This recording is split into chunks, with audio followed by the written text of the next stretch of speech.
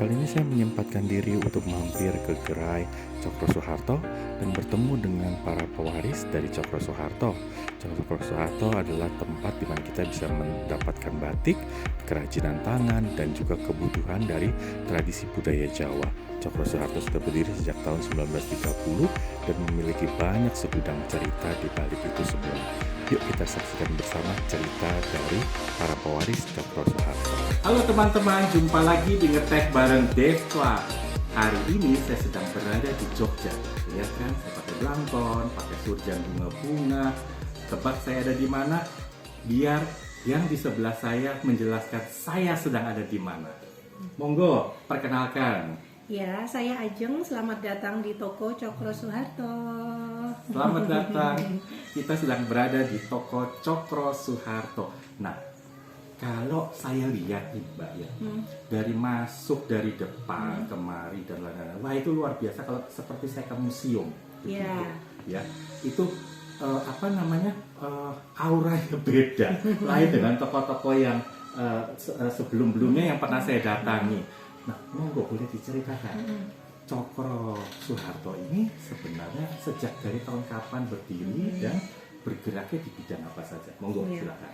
Nah, jadi gini, Cokro Suharto sudah ada dari tahun 1930. Waktu itu dibangun oleh pasangan Bapak Ibu Cokro Suharto, yang waktu mudanya namanya Bapak Sujadi dan Ibu Masima. Toko ini dari tahun 30 tuh ya bangunan aslinya begini. Seperti ini? Iya, seperti ini. Jadinya mungkin terlihat seperti museum karena bangunan kuno. Betul sekali. Dan belum ada perombakan ya. Sebelah sini Pak D saya. Ya. Nah, monggo Pak D diperkenalkan. Jenenge siapa Pak D? Nama saya Agus. Ya, Pak Agus. Ini Pak D ini generasi kedua. Generasi kedua. Ya, jadi generasi ketiga, maaf. Generasi ketiga. Jadi cucu dari Bapak Ibu Cokro Suharto. Ya. Dan saya generasi keempat. Saya cicit. Ya. Nah, untuk dulu gimana ya Pak D ya? Awalnya tokonya tuh Awalnya 30. gimana itu? Tokonya ini kan nggak seperti ini sekarang. Dulu kan dari kecil dari dalam arti dari kecil ke besar itu mulai ada jadi bangunan utama yang di depan itu Mas. Oh, bukan yang di sini jadinya. Bukan ini, kalau ini baru ya Pak D ya? enggak yang baru itu. Yang baru yang sebelah lama. sini. Oh, ini yang lama. Ini yang nomor satunya ini di sini. Ya. Dulu sini tuh kamar ya? Kamar. Dulu sini kamarnya yang Rumah Cokro. ya. Rumah ya. Ya. Rumah. Terus tokonya depan sendiri tuh ya Pak D ya? Iya. Mulai tahun 50 dibangun katanya gitu. Jadi dirombak-rombak gitu Mas.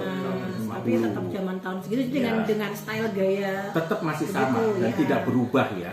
Begitu. Nah, kalau misalnya teman-teman bisa datang ke sini, nanti teman-teman bisa menyaksikan sendiri seperti apa sih yang kita bicarakan. Benar kalau saya bilang sih seperti museum, apalagi nanti ada barang-barangnya. Nanti liputannya saya kasih klip-klipnya deh ya. Kita akan lihat bersama. Nah, lanjut Mbak Ajeng.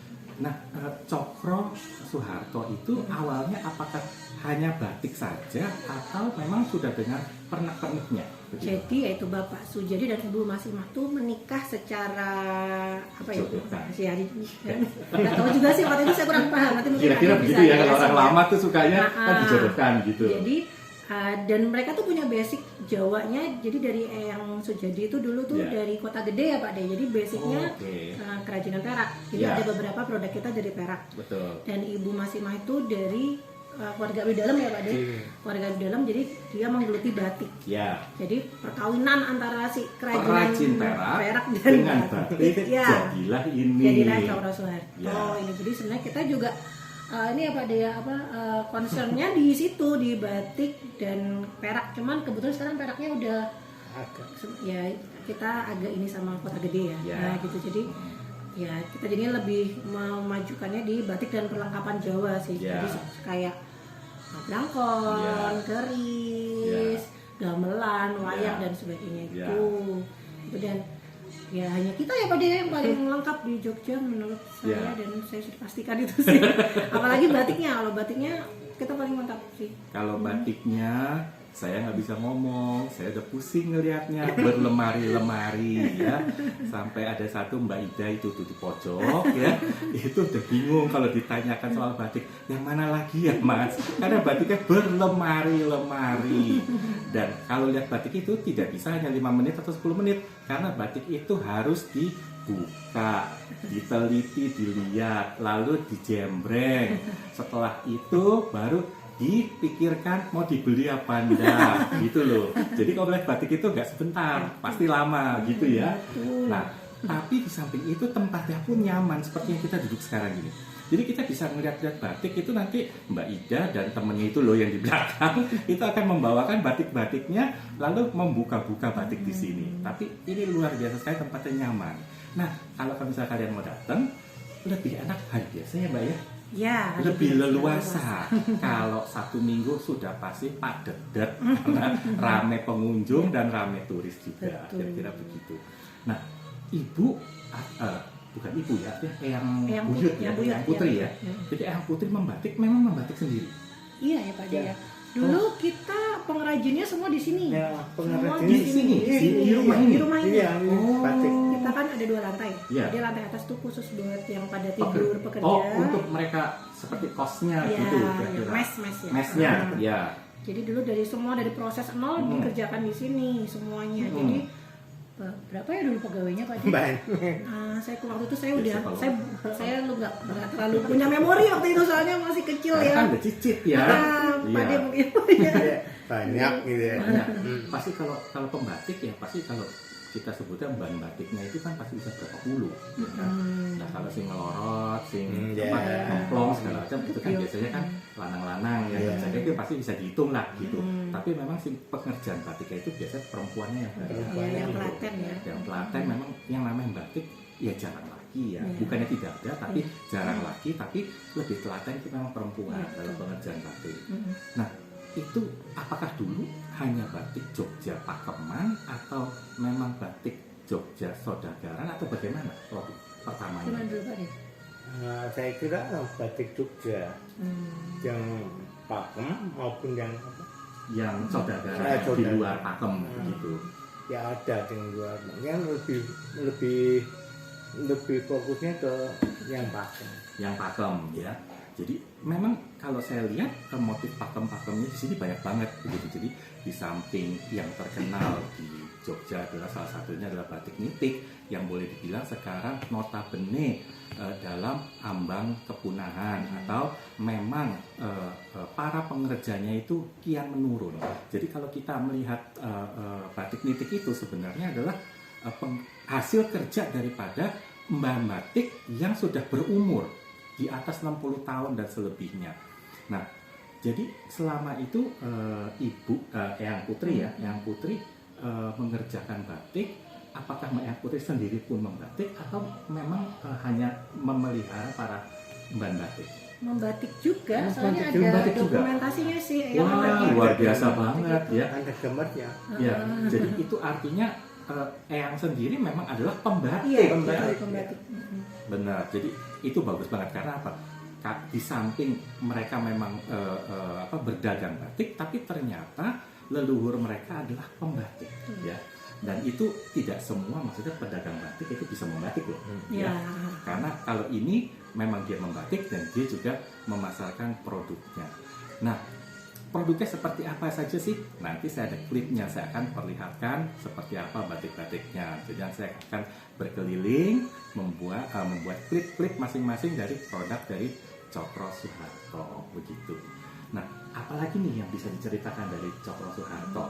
Produknya di samping batik. Ada apa lagi Mbak Aja? Ada keris. Keris. Siapa yang suka koleksi keris? Ya, kita kerisnya dari keris abad berapa ya Pak? Iya, Lama sih pokoknya, keris lama. Jadi lama-lama. boleh dibilang keris antik toh ya. Keris ya, Ya, keris lamen ya istilahnya. Keris lamen istilahnya. Nah, di samping keris ada apa lagi? Kalau saya lihat kan ada lampu-lampu, Ya. ya ada pernak-pernik begitu dan macam-macam. Ya. Nah, itu memang pengembangan produk atau memang mungkin kalau batik melulu orang bosan kan Iya. gitu ya.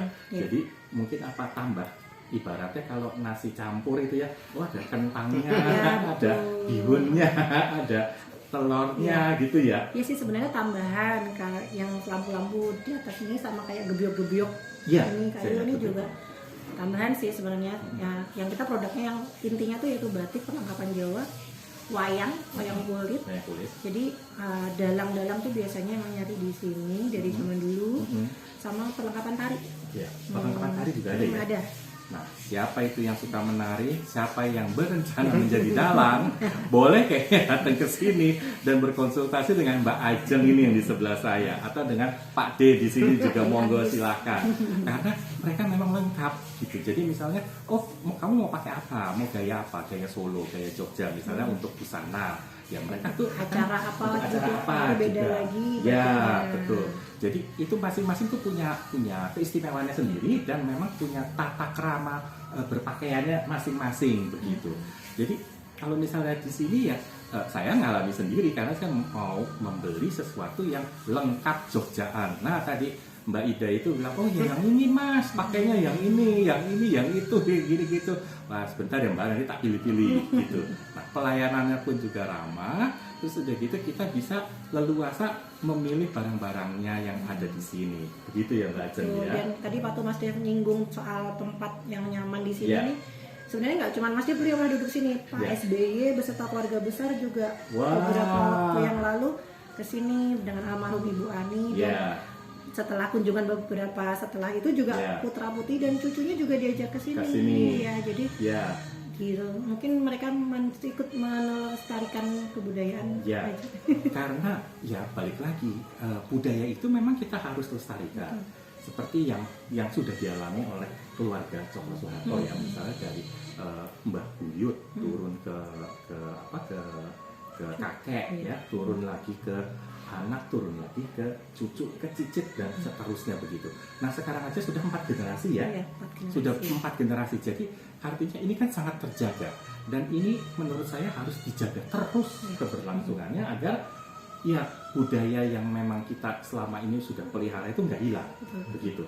Dan itu sangat penting sekali karena apa, budaya itu adalah jati diri bangsa dan jati diri kita.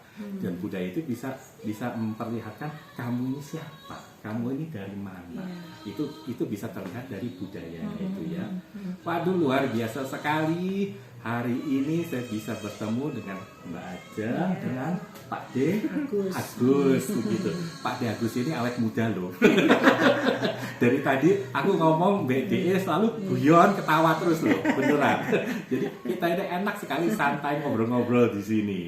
Nah, teman-teman sekalian, sampai di sini liputan saya di Cokro Soeharto. Nah, Anda bisa berkunjung sendiri di sini. Lokasinya di mana, Mbak? Di Jalan Panembahan nomor 58. Panembahan nomor 58. Cari saja di Mbak Google. Ya. Mbak Google pasti akan memberitahukan di mana begitu. Oke, Mbak Ajeng, Pak Agus, terima kasih banyak sudah diterima. Kita ngobrol bareng di sini juga dengan 2 Mbak di sana yang tidak terlihat. Terima kasih atas bantuannya. Sampai jumpa di edisi berikutnya hanya di Ngeteh bareng Dave Chua. Sampai jumpa. Yuk teh dulu yuk. Dulu monggo. Ya. Ya, mari teh, mari.